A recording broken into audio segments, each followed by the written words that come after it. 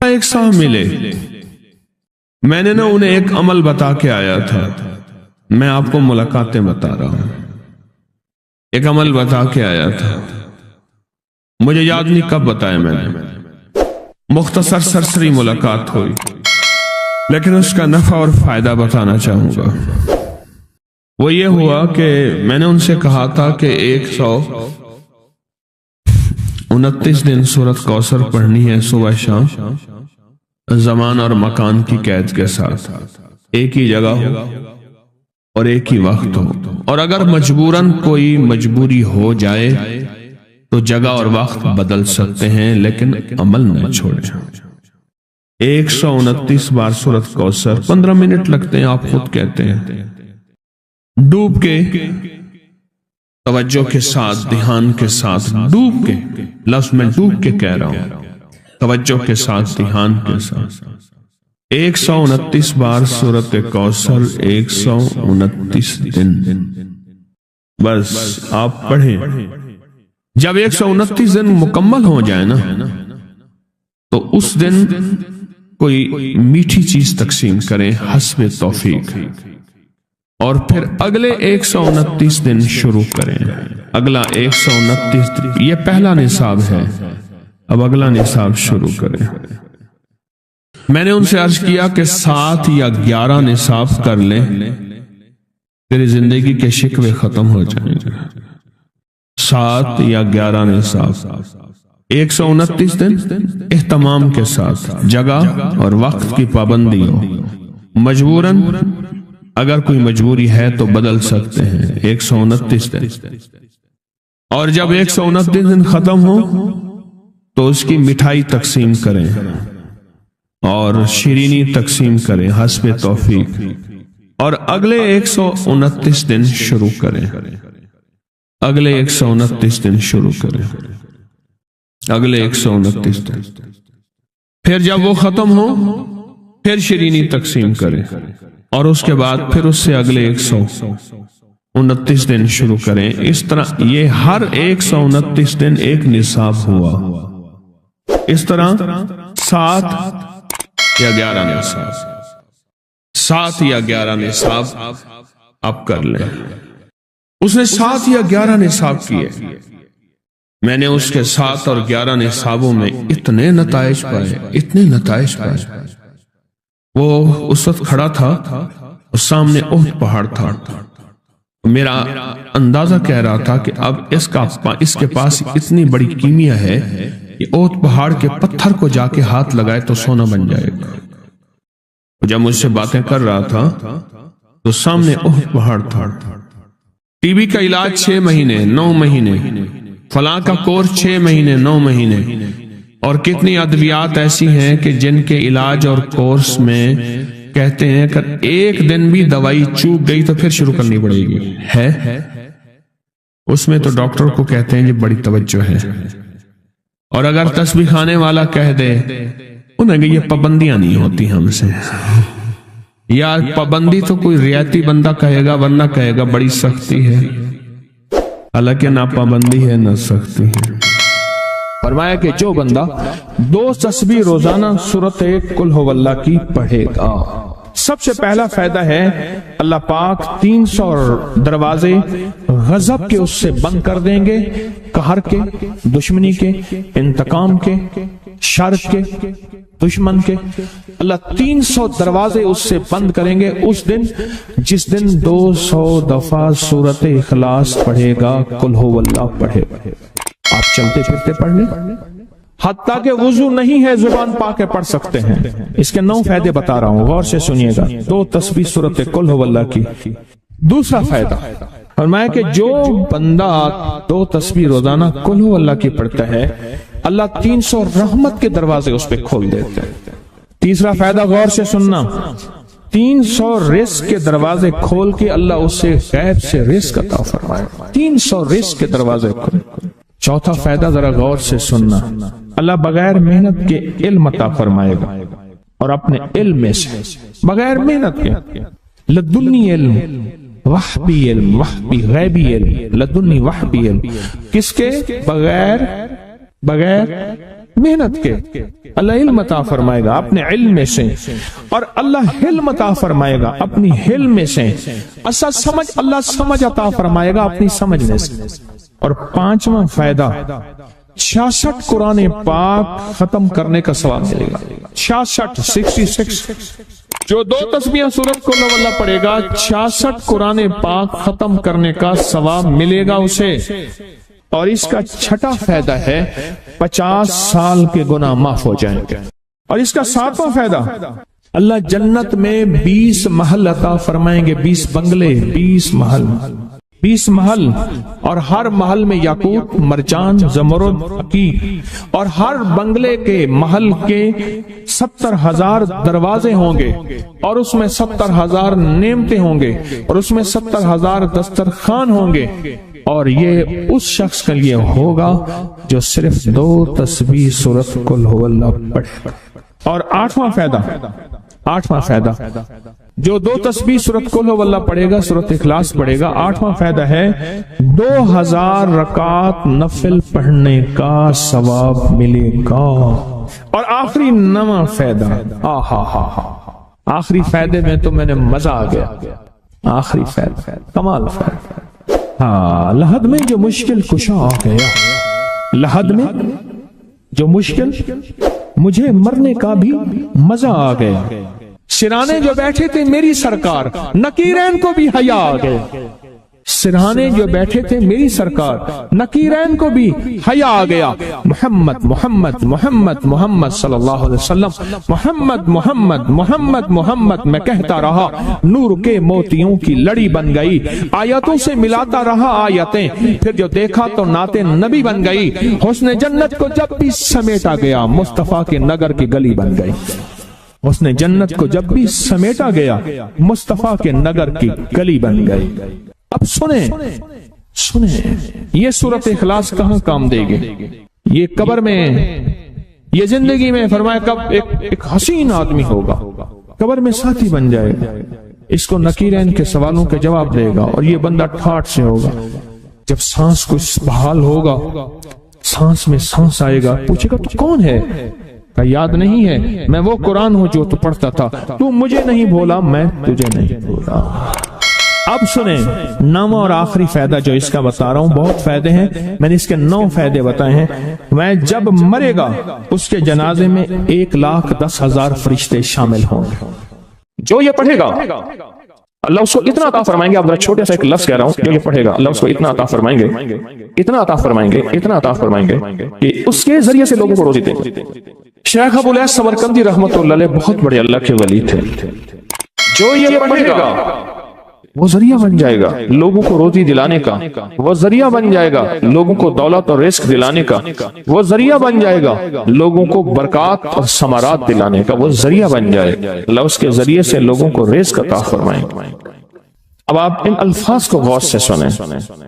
الفاظ سے پہلے میں الفاظ کی حقیقت بتاتا ہوں، الفاظ سے پہلے الفاظ کی حقیقت بتاتا ہوں۔ آپ ذرا الفاظ سے پہلے الفاظ کی حقیقت کو غور سے سنیں، حقیقت کو غور سے سنیں۔ یہ بس والوں کے ساتھ آپ نے سفر کیا ہوگا، یہ اکثر ہوٹلوں پہ کھڑے ہوتے ہیں۔ جب ہوٹلوں پہ کھڑے ہوتے ہیں، ڈرائیور اور بس کے عملے کا کھانا مفت ہوتا ہے۔ کچھ بندے لائے ہیں جو اپنا فکر کرتا ہے، اگر وہ بس والا کہیں کھڑا کرتا، بس بند کر دیتا اور خود کھانا کھاتا، کیا مفت دیتے؟ جو دوسروں کو ساتھ لاتا ہے اور جو دوسروں کا فکر کرتا ہے، اللہ اس کو بہت زیادہ نوازتے ہیں، بہت زیادہ۔ حضرت داؤد علیہ السلام نے عرض کیا کہ یا اللہ، کا نبی پیارا ہوں، بہت ہی زیادہ پیارا بننا چاہتا ہوں، میرے ساتھ شفقت فرمائے۔ تو آپ نے فرمایا داؤد، میرے بندوں کو میرا محبوب بناؤ، میرے بندوں کو میرے قریب کرو، تم میرے اور پیارے ہو جاؤ۔ حضرت موسیٰ علیہ السلام نے اللہ سے عرض کیا کہ یا اللہ، تیرا پیارا بننے کے لیے، محبوب بننے کے لیے کون سا عمل ہے؟ تو آپ نے فرمایا غیبانہ لوگوں کے لیے دعا کرو، غیبانہ لوگوں کے لیے دعا کرو۔ کیوں؟ منہ پہ دعا خوشامد پھر بھی بن سکتی ہے، دکھاوا پھر بھی بن سکتا ہے۔ جب غیبانہ لوگوں کے لیے دعا کرو گے، فرمایا وہ دعا ایسے ہوگی جو تجھے 3 چیزیں دلائے گی۔ ایک میرا دوست بنا دے گی، اور ایک جتنا لوگوں میں رزق تقسیم ہوگا اتنا سارا تجھے ملے گا، تو سارا تجھے ملے گا، یہ بندہ مالدار اور تونگر بن جائے گا۔ دوسرا اور تیسرا فرمایا کہ اللہ جل شان ہو تجھے لوگوں میں عزت دیں گے، وقار دیں گے، شان و شوکت دیں گے اور ہر دل عزیز کر دیں گے۔ صرف اپنے مزاج سے نکلا ہے، اپنی سوچ سے نکلا ہے، میری جنت ہو، میری قبر ہو، میری آخرت ہو، بس اور کوئی چاہے جائے نہیں۔ میں کہ یہ اللہ کے لیے جب بندہ کرتا ہے۔ اب آپ میت کی دعا دیکھیں، اللہم اغفر لحینا، حالانکہ ساری دعا تو اس میت کے لیے مانگنی چاہیے تھی، اے اللہ جتنے زندہ ہیں ان سب کو معاف کر دے، ومیتنا، جتنے مر گئے سب کو معاف کر دے۔ میت سامنے پڑا ہے، پین سامنے رکھ کے میت کے لیے دعا نہیں مانگی جا رہی، پہلے سارے زندوں کے لیے تاکہ ان کا خاتمہ ایمان پہ ہو، پھر میتوں کے لیے، وشاہدنا جو موجود ہیں، وغائبنا جو اس وقت نظر نہیں آ رہے غائب ہیں، وصغیرنا وہ چھوٹے ہیں، وکبیرنا وہ بڑے ہیں، وذکرنا وہ مذکر ہیں، وانثانا اے اللہ جو مؤنث ہیں۔ یہ دعا مانگ کے پھر کہتا ہے اللہم من احییتہ منا فاحیہ علی الاسلام، اے اللہ زندگی گزارنا تو کملی والی کی غلامی میں، ومن توفیتہ منا فتوفہ علی الایمان، اے اللہ اگر موت ہو تو ایمان کی موت دے دے۔ جو بندہ دوسروں کے لیے مانگتا ہے، جو بندہ دوسروں کے لیے چاہتا ہے، دوسروں کے لیے چاہتا ہے۔ ابھی کچھ عرصہ پہلے ایک صاحب ہیں جو کچھ تعویذ وغیرہ پیر کچھ تھوڑا سا عامل ہیں، تو مجھے ملے، مجھ سے کہنے لگے ہم نے سفر تو اکٹھا شروع کیا تھا، اور مجھ سے کہنے لگے اتنے آگے نکل گئے، وجہ؟ میں نے کہا فرق اتنا ہے، تو نے چھپایا میں نے بتایا، بس تو نے چھپایا میں نے بتایا۔ کہنے لگا نہیں کوئی اور وجہ ہے۔ اچھا میں پھر اسے باتیں اور چلتی رہیں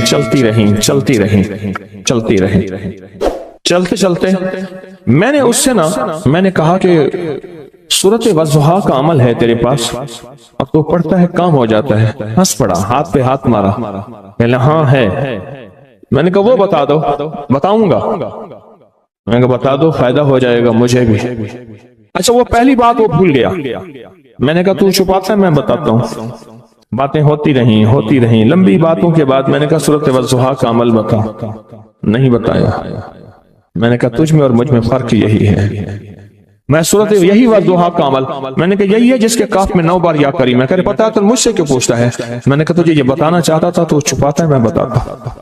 تو مدد اس کے مطابق آتی ہے۔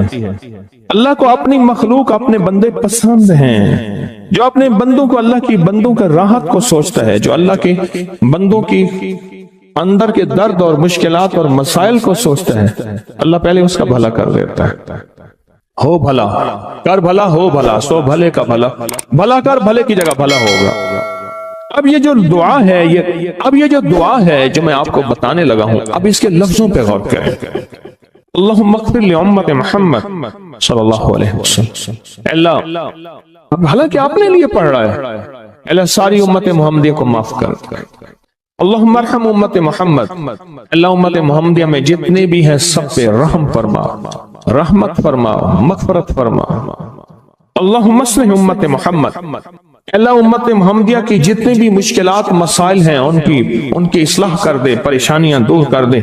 اللہم استر، اللہ ان کے پردے رکھ دے، امت محمدیہ کے پردے رکھ دے، امت محمدیہ کے پردے رکھ دے، اللہ کسی کے پردے نہ ہٹا، اللہ سب کی مغفرت فرما، اللہ پردے رکھ دے۔ اور اللہم اجبر، کیا فرمایا؟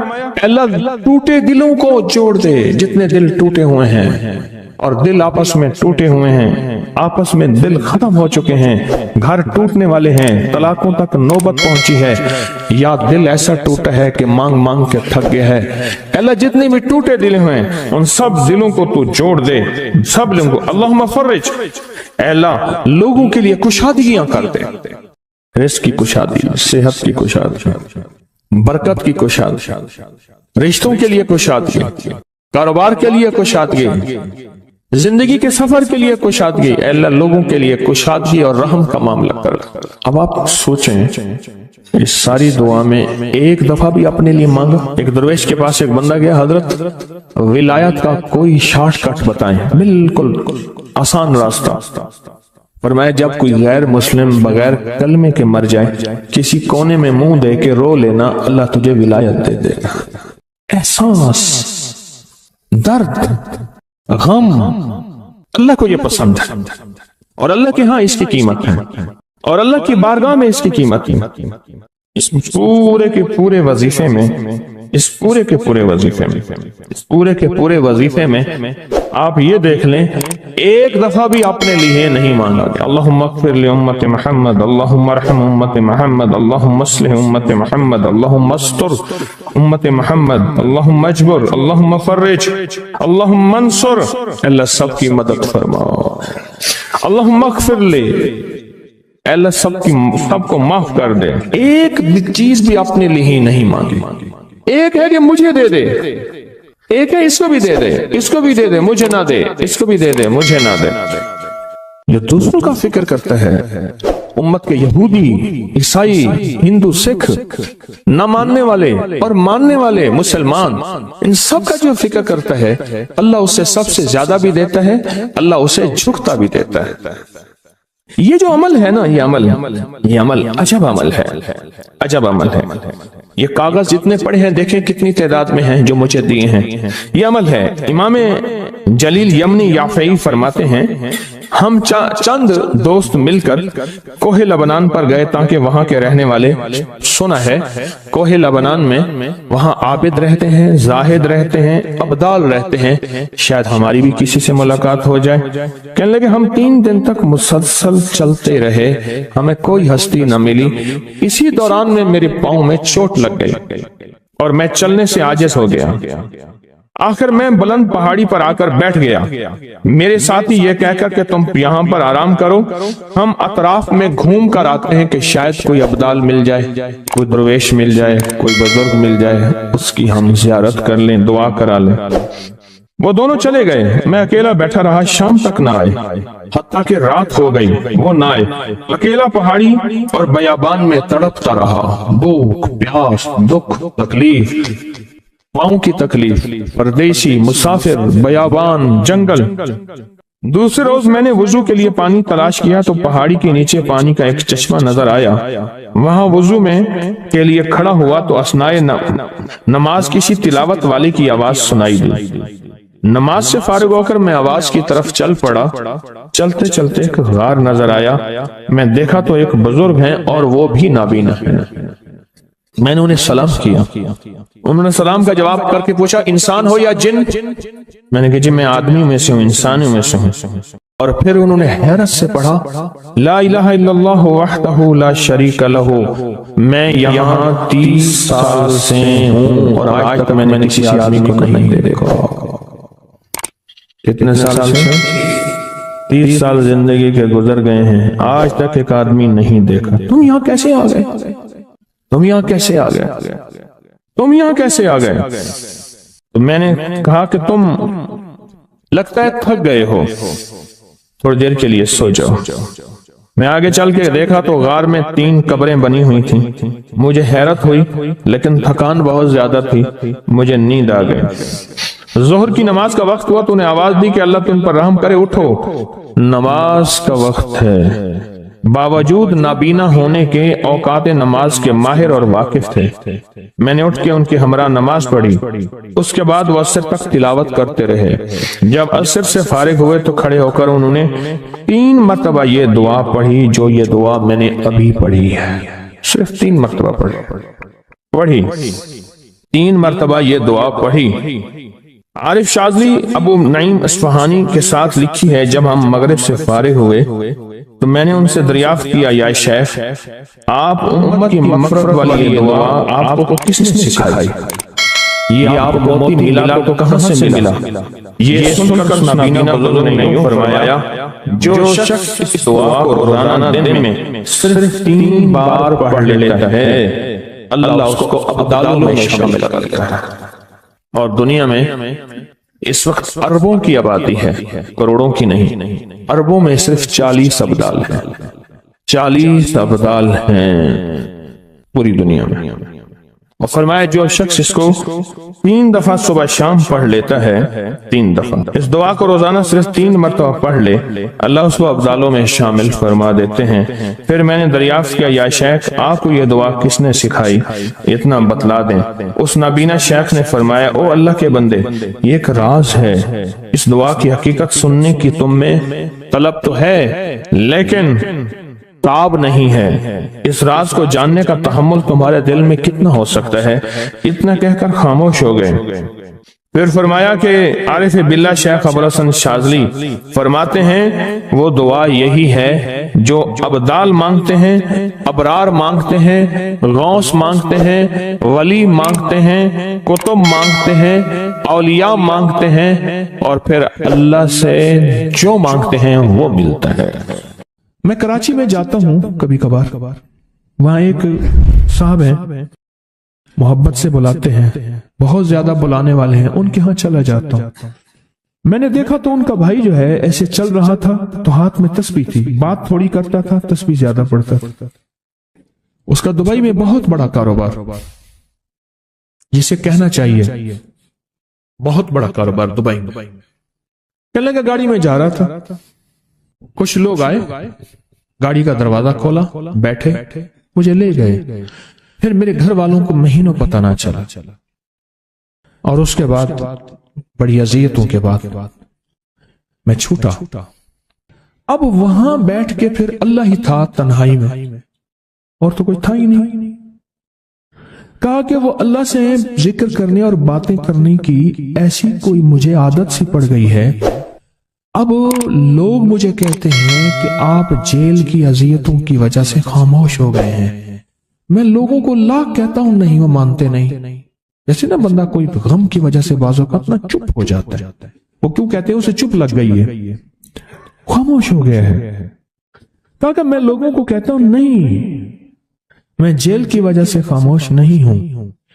اس قید نے، اس جیل نے میرے اوپر جو آزمائش بھیجی ہے، اس قید نے اور جیل نے میرے اوپر جو آزمائش بھیجی ہے، اور میں پھر وہاں ذکر کا عادی بنا، دعاؤں کا عادی بنا، تسبیح کا عادی بنا، اعمال کا عادی بنا، اور وہ عادت سی پڑ گئی ہے، اور وہ عادت سی ایسی پڑی ہے کہ بس سارا دن اب اسی میں لگا رہتا ہوں، سارا دن اب اسی ذکر میں اور اسی یاد میں لگا رہتا ہوں۔ کہیں ایسا نہ ہو ہم بھی اگر ذکر سے غافل ہوئے، تسبیح سے غافل ہوئے، خدا نہ خاصہ ایسی آزمائش آ جائے اور پھر ہم ذکر اور تسبیح اور اعمال کے عادی بن جائیں، اللہ سے عافیت مانگیں۔ اور اگر ہماری زبانوں پہ تسبیح ذکر آ گیا ہے عافیت کے دنوں میں، تو سمجھ لیں یہ اس کی عطا ہے، یہ اس کی نعمت ہے، یہ اس کی کریمی ہے، یہ اس کا فضل ہے۔ اس نے بہت بڑی آزمائش سے پہلے ہمارے اوپر اتنا کرم کر دیا، اس کا بہت بڑا کرم ہے۔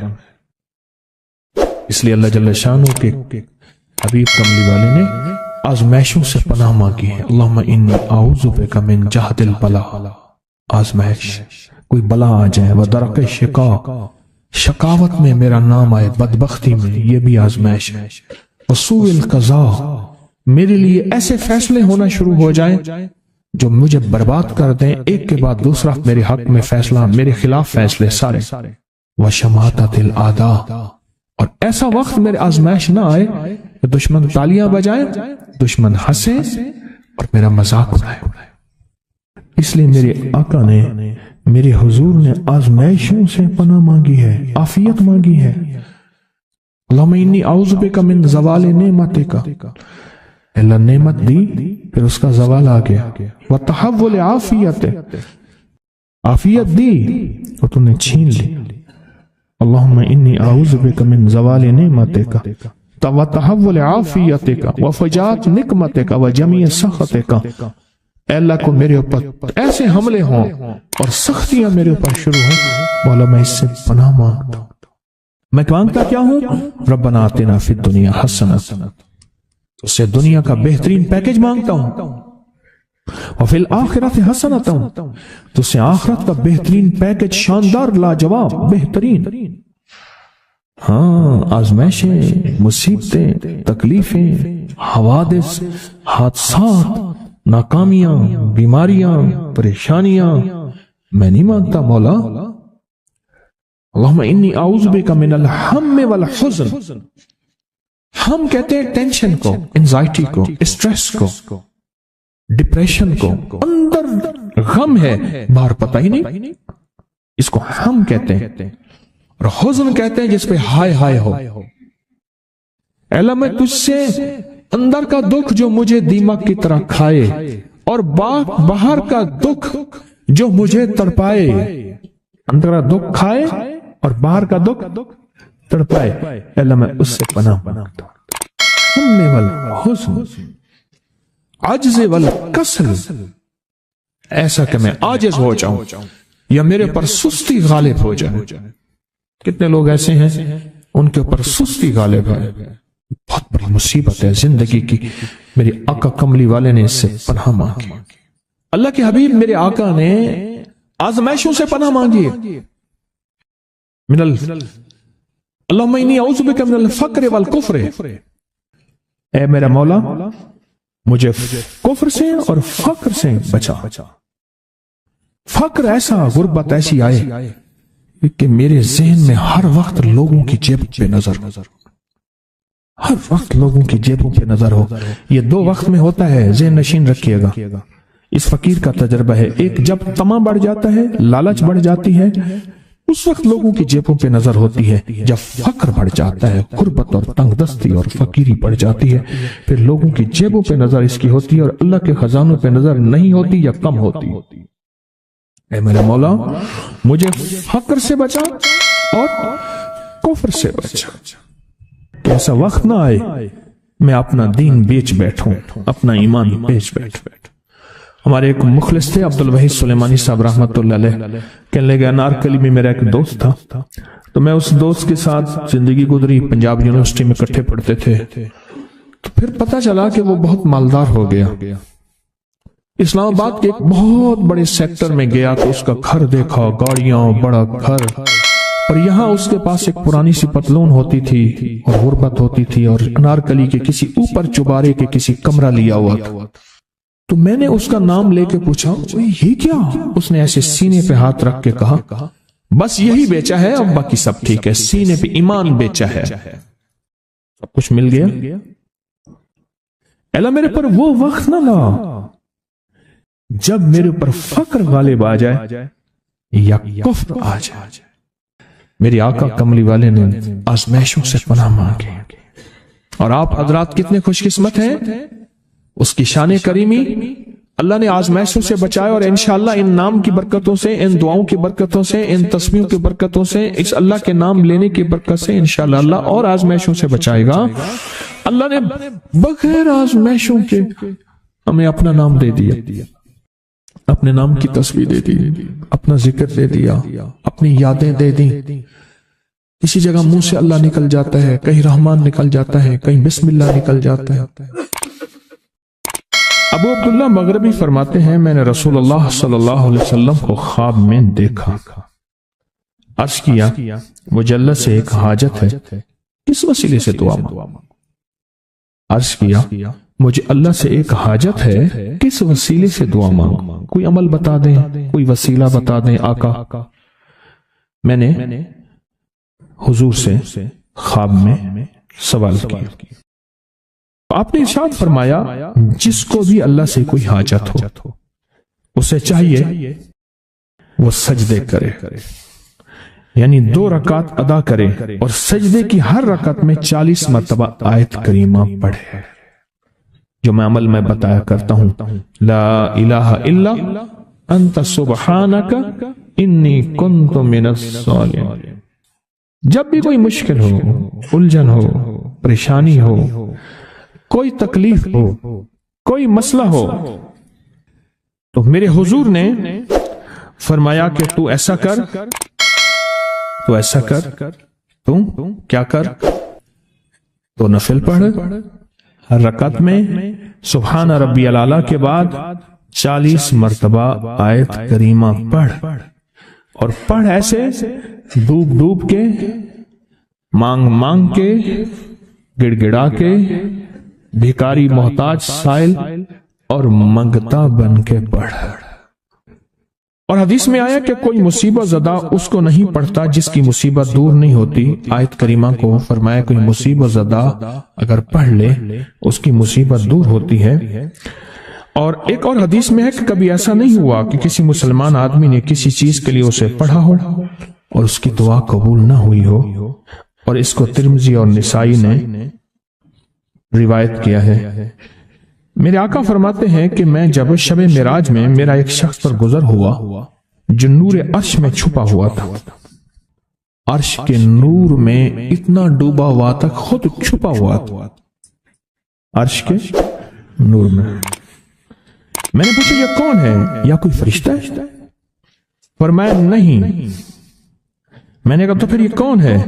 فرمایا ایک انسان ہے، جب دنیا میں تھا تو یاد خدا اسے اس کی زبان پر تر و تازہ رہتی تھی، اس کا دل مسجد میں لگا رہتا تھا۔ آج اللہ کے حضور یہ نور عرش کے نور میں اتنا ڈوبا ہے کہ خود چھپ گیا۔ دو چیزوں کی وجہ سے، ایک اس کی زبان ہر وقت اللہ کی یاد سے تر و تازہ رہتی تھی۔ جو دم غافل سو دم کافر، میں نے مرشد سبق پڑھایا ہو۔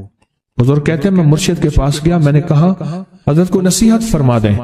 فرمایا میری نصیحت یہی ہے جس دم غافل ہوگا سمجھ لے وہ دم تیرا کافر ہے۔